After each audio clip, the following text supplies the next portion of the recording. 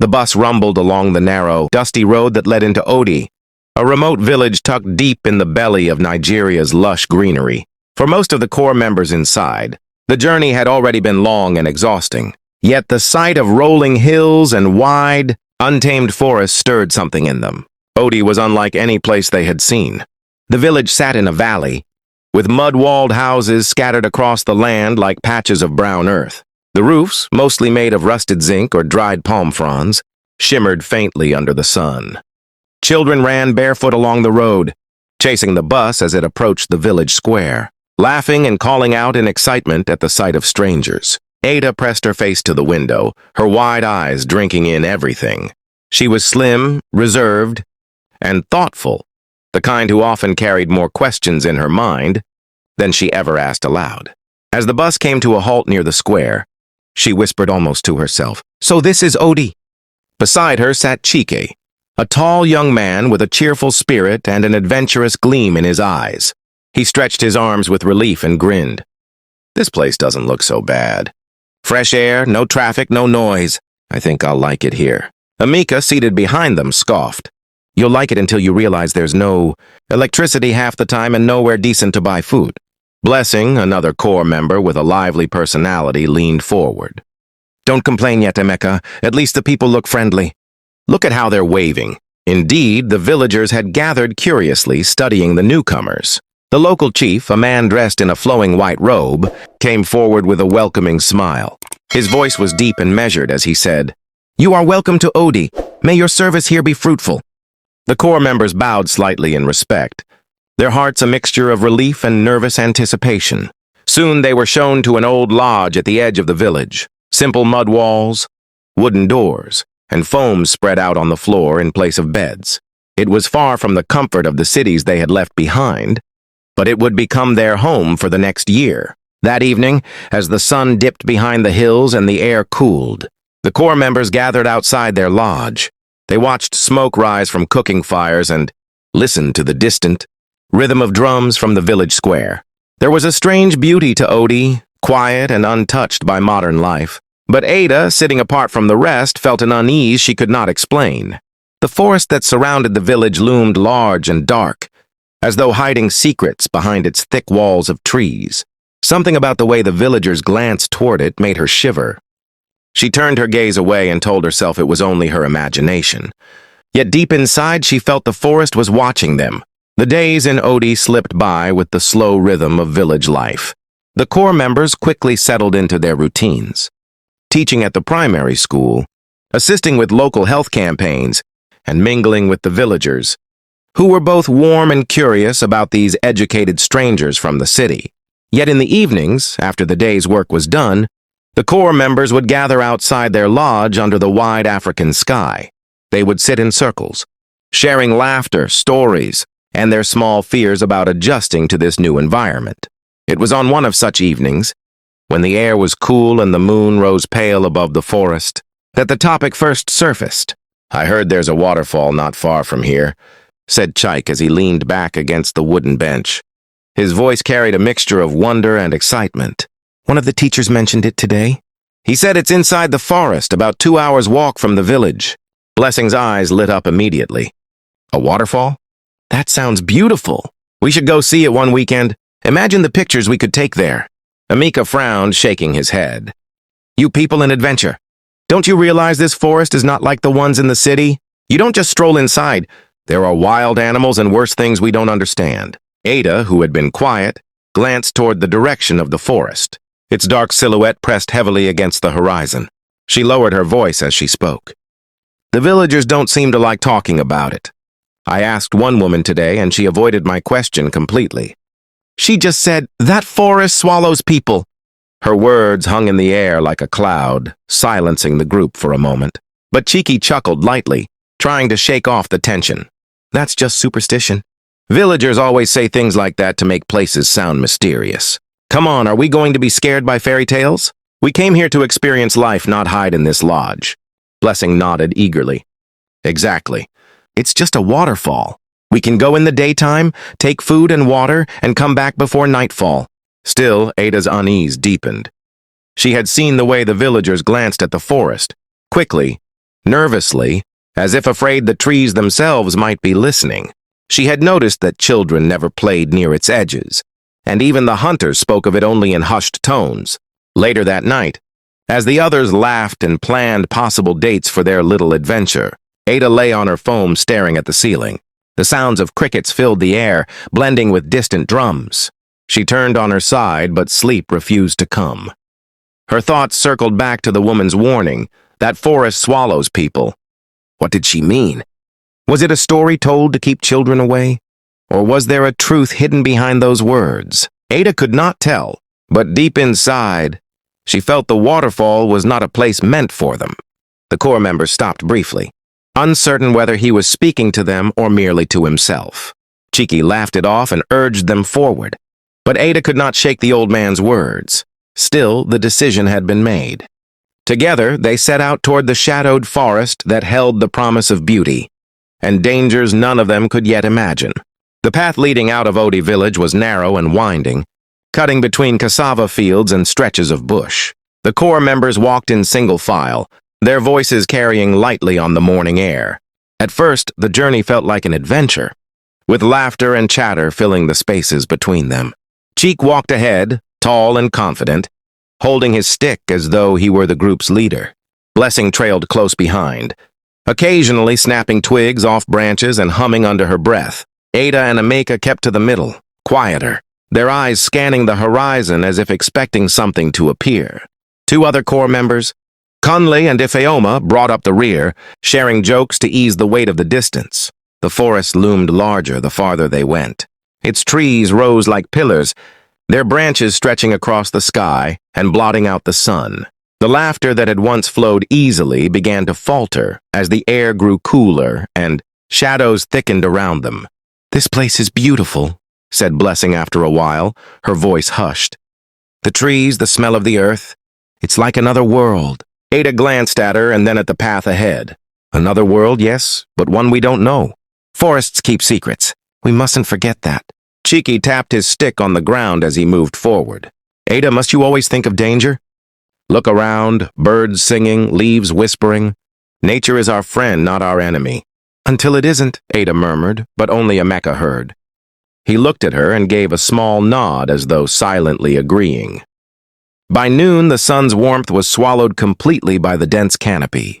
The air became damp, and strange calls echoed through the trees, sounds none of them could identify. Occasionally, they paused to listen, their bodies tense, but the noises faded as quickly as they had come. Ifeoma wiped sweat from her brow. "Are you sure this is the right way?"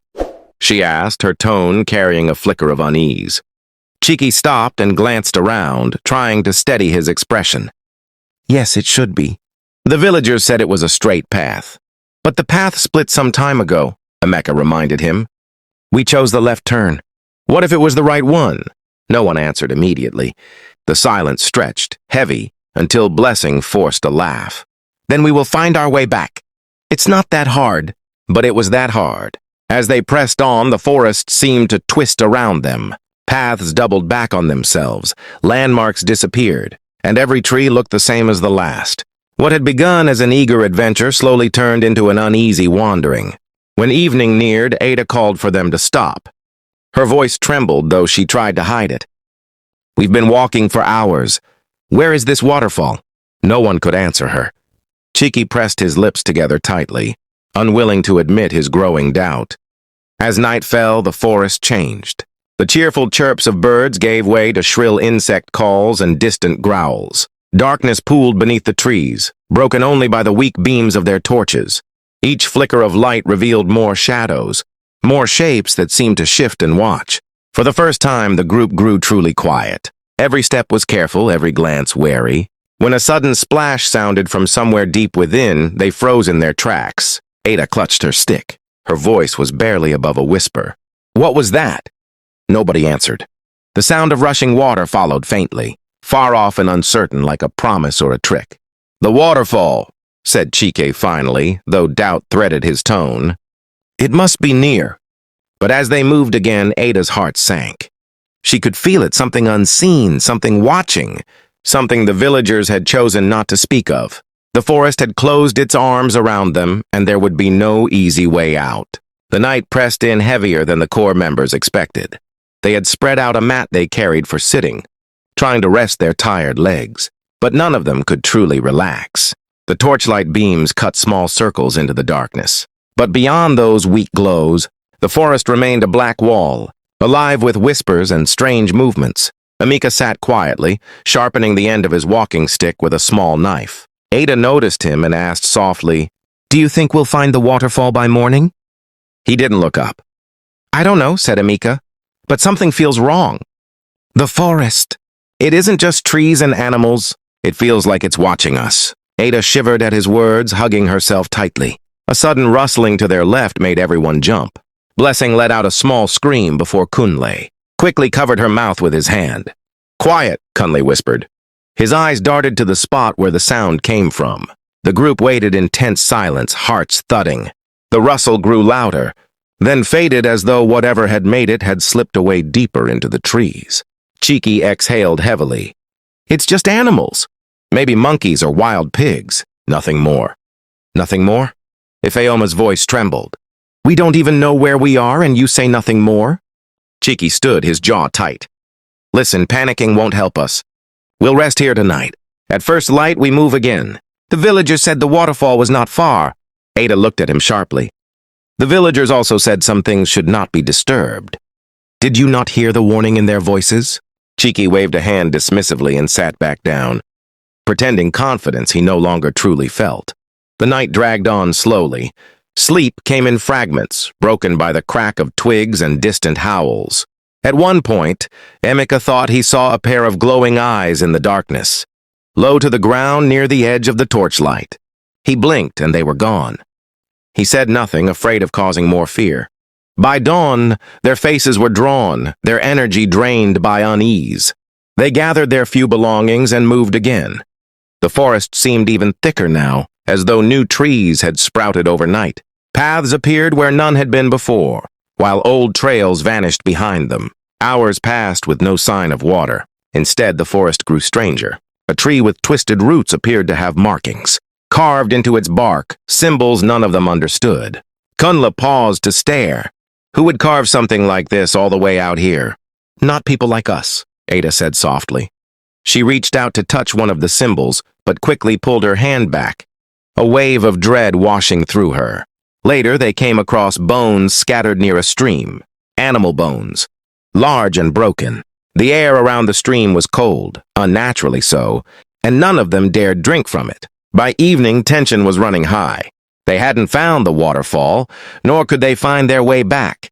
The forest seemed to twist around them like a maze. As the sun dipped low, Blessing stopped suddenly, her face pale. She pointed ahead. "Look!" There, just beyond the next line of trees, something massive moved. It slithered rather than walked, its shape low and wide. Its scales caught the dying light, glinting faintly. A crocodile, but unlike any they had seen before. Its body was enormous, larger than the riverside crocodiles common in Nigeria. Its eyes glowed faintly, and its movements carried a strange, unsettling grace. The group froze in place, breath caught. "What is that?" whispered Ifeoma, her voice cracking. "A crocodile," Emeka said, though even he wasn't certain. He gripped his sharpened stick tighter, but the creature did not move toward them. Instead, it slid back into a pool of dark water and vanished. The ripples disappeared, as though it had never been there at all. For a long moment, nobody spoke. Finally, Ada found her voice. "We must leave here, now. That was no ordinary crocodile." No one argued. Fear had stolen their words. They turned back the way they thought they had come. But the forest closed behind them, the path swallowed whole. The first sign of danger had revealed itself, and the Corps members began to realize they were not simply lost. They had wandered into a place that did not want them to leave. The morning air was heavy, thick with dampness that clung to their clothes. The Corps members moved silently, each carrying fear like a weight on their shoulders. None dared mention the crocodile they had seen the previous evening. But its memory lingered, haunting every step. Kunle tried to stay ahead, brushing branches out of the way as they struggled through the dense undergrowth. "If we keep moving east," he said, trying to sound hopeful, "we'll find a way out." Villages can't be too far apart in this region. No one replied. His words floated in the silence like stones sinking in water. Suddenly, Blessing stumbled and cried out. Her ankle twisted badly as her foot caught in a hidden root. She fell hard to the ground, clutching her leg. Ada rushed to her side. "Don't move, Blessing." "Let me see." The ankle was already swelling. Emeka crouched beside Ada, his face grim. "She won't be able to walk long distances on this." "We can support her," Kunle insisted quickly, almost desperately. "We can't stop now. We just need to keep moving." Blessing shook her head, tears welling in her eyes. "I can't. It hurts too much." The group looked around. The forest pressed close, whispering with the voices of unseen birds and insects. There was no safe place to rest, and yet no strength to keep going with someone injured. They built a makeshift sling from their shirts and tried to support Blessing, but progress slowed to a crawl. Every few steps she winced in pain, and the forest seemed to grow darker, more oppressive as though mocking their struggle. Then came the sound. A splash of water, deep and heavy from somewhere nearby. It was followed by a low rumble like a growl rolling through the ground itself. "Not again," Ifeoma whispered, her eyes darting wildly. "Please, not again." The sound came closer, a rustle through the undergrowth. The Corps members froze, their eyes wide with terror. Then it appeared. The crocodile slid out of a hidden pool, its massive body glistening in the dim light. Its eyes burned faintly golden. It moved slowly, deliberately, as if savoring their fear. Ada's breath caught. "It's the same one." The same creature. Kunle grabbed a branch and shouted, though his voice trembled. "Stay back! Stay away!" The crocodile paused, its head swaying slightly. Then it lunged. Panic erupted. Everyone scattered in different directions, dragging Blessing as best they could. Emeka shouted for them to stay together, but fear drowned his voice. The crocodile's tail swept across the ground with shocking speed, knocking Kunle aside. He crashed into a tree and cried out in pain. Blessing screamed, falling to the ground. The creature loomed over her. Its mouth opened wide, lined with jagged teeth. "No!" Ada screamed, rushing forward, but Emeka pulled her back. "We can't," he said desperately. "We can't fight that thing." In a horrifying instant, the crocodile snapped its jaws shut. Blessing's scream was cut short, swallowed by the forest. Silence followed, broken only by the sound of water as the creature slipped back into the pool, leaving no trace behind, no ripple, no splash, nothing. The Corps members stood frozen, their bodies shaking. Ada buried her face in her hands, her voice breaking. "She's gone." "Blessing is gone." Emeka placed a trembling hand on her shoulder. "We have to keep moving," he said quietly, his voice hollow. "If we stay here, it will come back." They looked at each other, eyes wide with terror, knowing the truth. The forest had claimed its first victim, and deep within something told them it would not be the last. Night fell swiftly over Okuda Forest, wrapping the Corps members in shadows that felt alive. The trees loomed like ancient sentinels, their branches whispering in the wind. The group huddled together around a weak fire. Emeka managed to spark with trembling hands and a few scraps of dry wood. The flames flickered uncertainly, as if fearful of the darkness surrounding them. No one spoke for a long time. The loss of Blessing still hung in the air, raw and unbearable. Ada sat apart, her knees drawn to her chest, staring blankly into the fire. Kunle's side ached from where he had been flung by the crocodile's tail, but he pressed his lips together, refusing to complain. Ifeoma shivered constantly, though the night was not cold. Finally, Ada broke the silence. "What if that creature follows us? What if it's watching right now?" Her voice was low, but it carried through the stillness. Emeka looked at her, his face shadowed by the firelight. "We can't think like that. Fear will kill us before the forest does." "Fear!"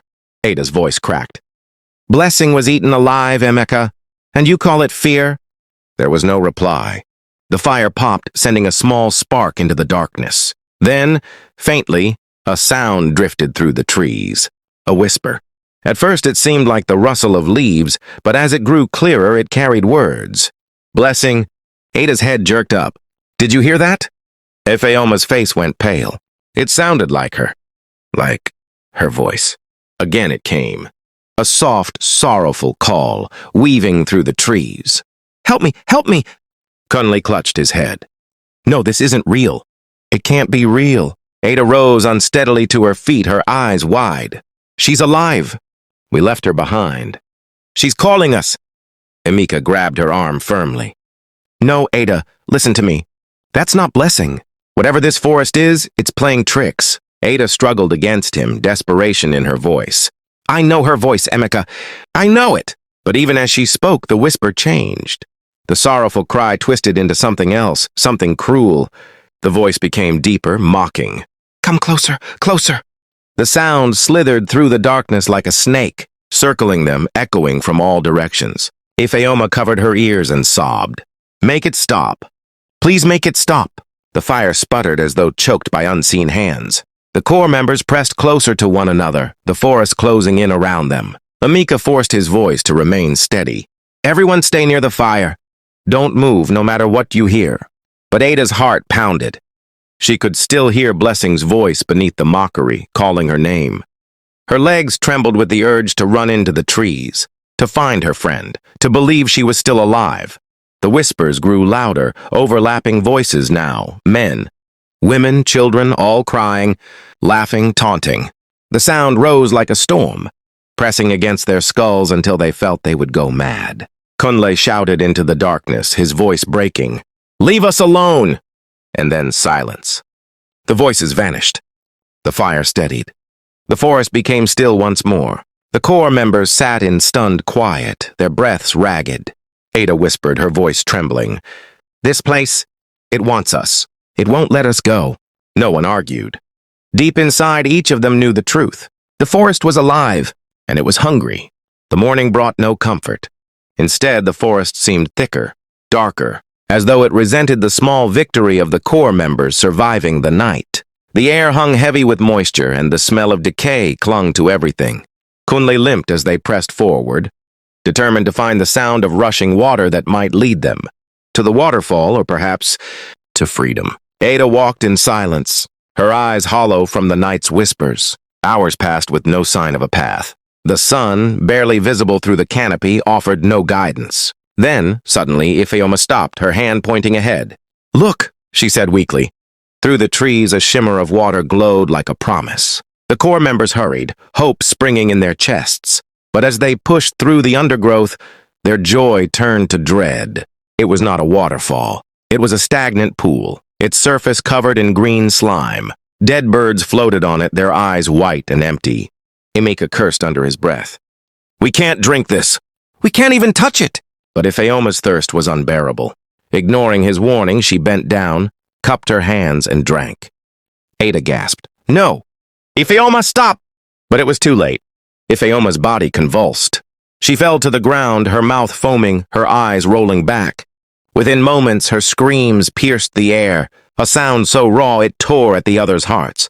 Then just as suddenly, she went still. Ada fell to her knees beside her friend, shaking her lifeless body. No, not again. We can't keep losing them.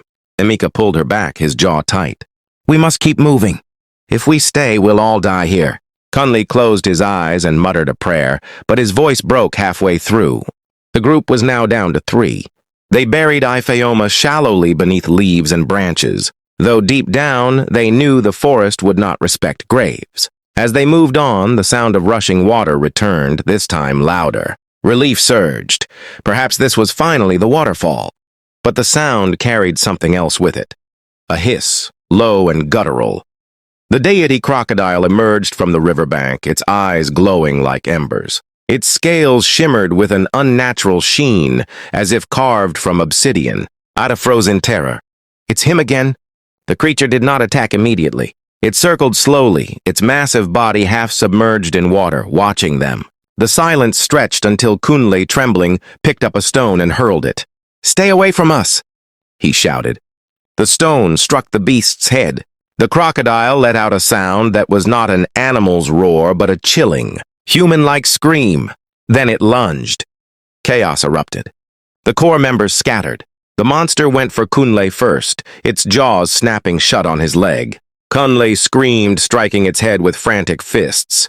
But the Deity Crocodile dragged him into the water with terrifying strength. Kunle! Ada cried, rushing forward, but Emeka held her back. They watched in horror as the water turned red. Kunli's cries grew weaker, then ceased altogether. His body did not surface. Ada collapsed, sobbing uncontrollably. "They're all gone. One by one." Emeka's face was grim. But inside he knew the truth. The forest would not be satisfied until it had claimed them all. Only two remained, Ada and Emeka. Days blurred into nights. They walked endlessly, sustained only by wild fruits Emeka carefully tested before eating.